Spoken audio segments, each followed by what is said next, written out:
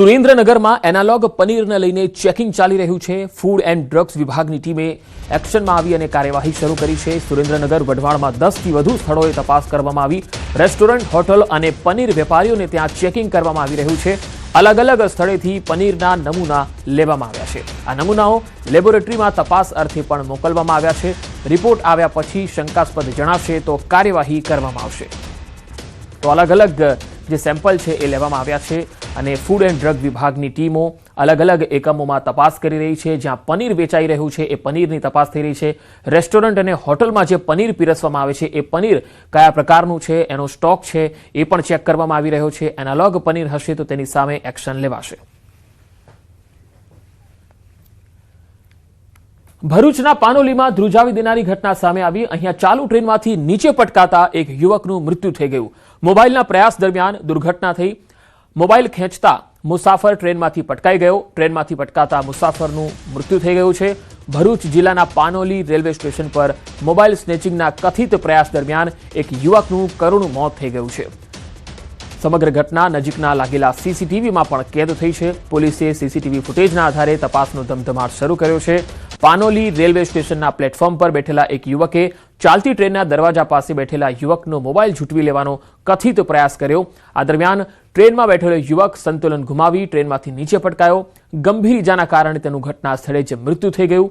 આ ઘટના બાદ મોબાઈલ સ્નેચિંગનો પ્રયાસ કરનાર કથિત સ્નેચર સ્થળ પરથી ફરાર થઈ ગયો હતો। જોકે આ ઘટનામાં તેને પણ ગંભીર ઇજા પહોંચી હોવાનું સામે આવ્યું છે। સીસીટીવી વિડીયો સામે આવતા હવે પોલીસે આરોપીની શોધખોળ શરૂ કરી છે। અકસ્માતે અને મોબાઈલ સ્નેચિંગના કથિત પ્રયાસ સહિતના તમામ પાસાઓને ધ્યાનમાં રાખીને આગળની તપાસ હાથ ધરી છે।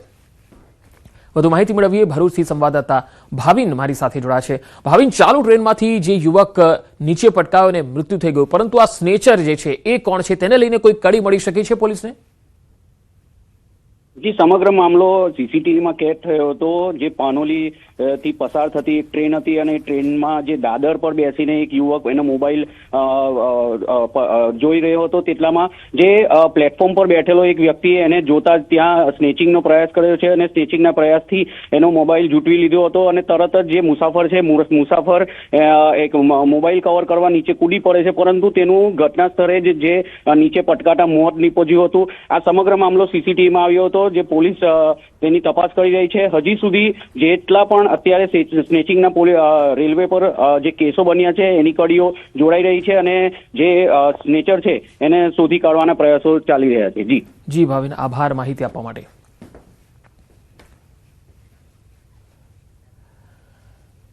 રાજકોટમાં તહેવાર ટાણે ખાદ્ય પદાર્થો મોંઘા બની ગયા છે। કપાસિયા, સિંગતેલ સહિતના જે ખાદ્ય તેલ છે તેમાં ભાવ વધારો યથાવત છે। ડબ્બે 10 રૂપિયાનો વધારો થતા છેલ્લા 10 દિવસમાં 40 રૂપિયા ખાદ્ય તેલના ભાવમાં વધી ગયા છે। સિંગતેલના 15 કિલો ડબ્બાનો ભાવ 2900 પર પહોંચી ગયો છે, તો કપાસિયા તેલના 15 કિલો ડબ્બાનો ભાવ 2800 પર પહોંચ્યો છે। માંગ પુરવઠો સ્થિર છે, છતાં ખાદ્ય તેલોના ભાવ વધી રહ્યા છે અને તેમાં પણ વધારો યથાવત જોવા મળી રહ્યો છે। તો તહેવારો ટાણે જ ખાદ્ય પદાર્થો મોંઘા થઈ રહ્યા છે। એક તરફ ખાદ્ય તેલના ભાવ પણ વધી રહ્યા છે। સિંગ તેલ હોય કે કપાસિયા તેલ હોય, ડબ્બે 10 રૂપિયા વધ્યા છે। છેલ્લા 10 દિવસમાં 40 રૂપિયાનો વધારો ડબ્બે જોવા મળ્યો છે। આ ભાવ વધારો જે છે એ આમ તો માંગ અને પુરવઠો જે છે એમાં કોઈ અસમતુલા નથી, છતાં પણ આ ખાદ્ય તેલના ભાવ સતત વધી રહ્યા છે, જેના પરિણામે જે ખાદ્ય તેલને કારણે જે ખાદ્ય પદાર્થો બની રહ્યા છે તે હવે મોંઘા બની શકે છે। તો રાજકોટમાં તહેવાર ટાણે ખાદ્ય પદાર્થો મોંઘા કેમ થઈ રહ્યા છે, જાણીએ। રાજકોટથી સંવાદદાતા અંકિત પોપટ મારી સાથે જોડાશે। અંકિત, 10 દિવસમાં 40 રૂપિયા ડબ્બે વધાર્યા, 10 રૂપિયા હજુ પણ વધ્યા છે, ત્યારે આ વધારા પાછળનું શું ગણિત છે? તેલિયા રાજાઓ શું કહી રહ્યા છે? ચોક્કસથી પંકજ, ન્યૂઝ 18 ગુજરાતી દ્વારા રાજકોટના ખાદ્ય તેલના વિક્રેતાઓ સાથે વાતચીત કરવાનો છે તે પ્રયત્ન કરવામાં આવ્યો હતો। ત્યારે ખાદ્ય તેલના જે વિક્રેતાઓ છે તેમનું કહેવું હતું કે છેલ્લા 10 થી 15 દિવસથી સિંગતેલનો જે ડબ્બો છે તે 2900 થી 2950 ની વચ્ચે ટ્રેડ થઈ રહ્યો છે। તેમજ કપાસિયા તેલ અને સિંગતેલના ડબ્બાના ભાવ વચ્ચે નજીવો ફેર હોવાના કારણે કપાસિયા તેલની માંગમાં ઘટાડો થયો છે ને લોકો કપાસિયા તેલની જગ્યાએ સિંગતેલ તરફ વળ્યા છે। ત્યારે આગામી દિવસોમાં સિંગતેલના ભાવમાં હજુ પણ 50 થી 75 રૂપિયાનો વધારો નોંધાય તેવી પૂરેપૂરી શક્યતા છે। આગામી દિવસોમાં તહેવાર સમય એટલે કે સાતમ આઠમના તહેવારના દિવસોમાં સિંગતેલના ડબ્બાનો ભાવ 3000 ને પાર પહોંચે તેવી પૂરેપૂરી શક્યતાઓ છે તે ખાદ્ય તેલના વિક્રેતાઓ દ્વારા વ્યક્ત કરવામાં આવી છે। સાથોસાથ ભાવ વધારા પાછળનું તેમનું કહેવું છે કે નાફેડ દ્વારા છેલ્લા 3 દિવસથી પ્રમાણમાં ઓછી મગફળીનું વેચાણ છે તે કરવામાં આવી રહ્યું છે, જેની સીધી અસર જે ખાદ્ય તેલોનું જે ઉત્પાદન કરતા જે લોબી હોય છે તેમના પર પડી રહ્યું છે અને તેના જ કારણે આ ભાવ વધારો છે તે નોંધાયો છે. જી અંકિત, આભાર માહિતી આપવા માટે. રિક્ષા ચાલકોમાં ખુશીનો માહોલ છે. રિક્ષા ભાડા વધારાની સરકારની મંજૂરી. રિક્ષાના ભાડામાં પ્રથમ 1.2 કિલોમીટરનો વધારો. પ્રથમ 1.2 કિલોમીટર માટે 25 રૂપિયા ભાડું, ત્યારબાદ પ્રતિ કિલોમીટર 20 રૂપિયા ચૂકવવા પડશે. પહેલા 10 રૂપિયા ચૂકવવા પડતા હતા. નવા ભાડાને રાજ્ય સરકારે મંજૂરી આપી છે અને આજથી રાજ્યમાં ઓટો રિક્ષાના ભાડામાં વધારો થઈ ચૂક્યો છે. પ્રથમ 1.2 કિલોમીટર માટે 25 રૂપિયા ભાડું, ત્યારબાદ દર 200 મીટરે 4નું ભાડું વધારું રહેશે. રાત્રે 11 થી સવારે 5 સુધી 50% વધારો. વેઇટિંગ ચાર્જનો પણ ભાડામાં સમાવેશ કરાયો છે.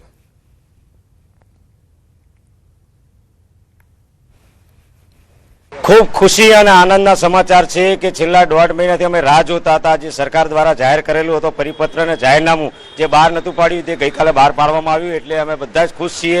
અમદાવાદ શહેરના 2 થી 2.5 લાખ રિક્ષા ચાલકો અને ગુજરાતભરના 15 લાખ રિક્ષા ચાલકોમાં ખુશીનો માહોલ છે. તો આજે મેમનગર ફાયર સ્ટેશન ખાતે અમદાવાદ રિક્ષા ચાલક એકતા યુનિયન, ઓટો રિક્ષા ચાલક વેલફેર એસોસિએશન અને બીજા યુનિયન જે લોકોએ સાથ અને સહકાર આપ્યું છે, સૌ કોઈ અહીંયા ભેગા થયા છે અને આનંદ અને ખુશી મનાવી રહ્યા છે. તો એક તરફ ઓટો રિક્ષામાં ભાવ વધારો એટલે કે એનું ભાડું પણ વધી ગયું છે. 1.2 કિલોમીટર માટે 25 રૂપિયા ભાડું વધ્યું છે અને બીજી તરફ ખાદ્ય તેલના પણ ભાવ વધી રહ્યા છે. ભાવ વધારાને કારણે સામાન્ય જનતા ઉપર તેનો બોજો આવી રહ્યો છે. અહીંયા તસવીરોમાં તમે જોઈ શકો છો કે ભાવ વધારો છે. 2 અલગ અલગ તસવીરો છે. રાજકોટના ખાદ્ય તેલના ભાવ જે છે એ સતત વધી રહ્યા છે. 10 દિવસમાં 40 રૂપિયા વધ્યા છે તેલના ભાવ. તો બીજી તરફ રિક્ષા ભાડામાં પણ વધારો થયો છે અને આ ભાવ વધારો જે છે એ આજથી જ લાગુ થઈ ગયો છે. એટલે કે 1.2 કિલોમીટરનું 25 રૂપિયા ભાડું રહેશે અને રાજ્ય સરકારે પણ રિક્ષા ભાડાના વધારાને મંજૂરી આપી છે.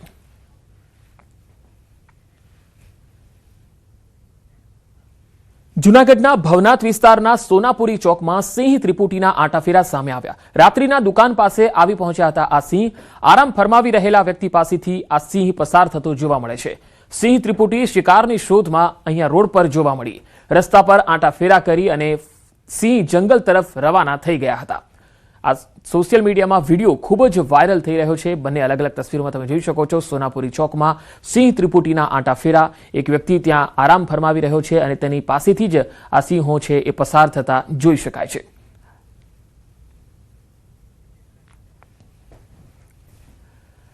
વાવ થરાદમાં રખડતા આખલાનો આતંક સતત વધી રહ્યો છે. થરાદના ડેલ ગામમાં રખડતા આખલાનો આતંક જોવા મળ્યો. અહીંયા આખલો તોફાને ચડતા ગામમાં અફરાતફરી મચી ગઈ. આ તસવીરો જુઓ. જીવ બચાવવા એક યુવક તો વીજ પોલ પર ચડી ગયો. સ્થાનિકોએ ભેગા મળીને આખલાને ભગાડ્યો હતો. આખલો દૂર જતા યુવકે રાહતનો શ્વાસ લીધો. સમગ્ર ઘટનાનો વિડીયો સામે આવ્યો છે. તસવીરોમાં તમે જોઈ શકો છો કે આખલો ગુરકિયા મારી અને હુમલો કરવાની ફિરાકમાં છે, પરંતુ યુવક છે એ વીજ પોલ પર ચડી ગયો, જેના કારણે આ યુવક છે એ બચી ગયો. આખલો તોફાને ચડ્યો છે અને બાનમાં જ લેવા માટે ત્યાં ઊભો છે અને એ યુવકને સતત જોઈ રહ્યો છે. ત્યારબાદ સ્થાનિકોએ આ આખલાને ભગાડ્યો હતો.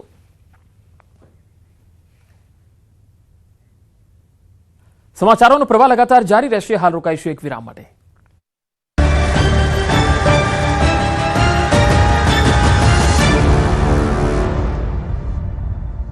આગામી 2 દિવસમાં હવામાનમાં આવી શકે છે પલટો. વરસાદને લઈને અંબાલાલ પટેલે કરી આગાહી.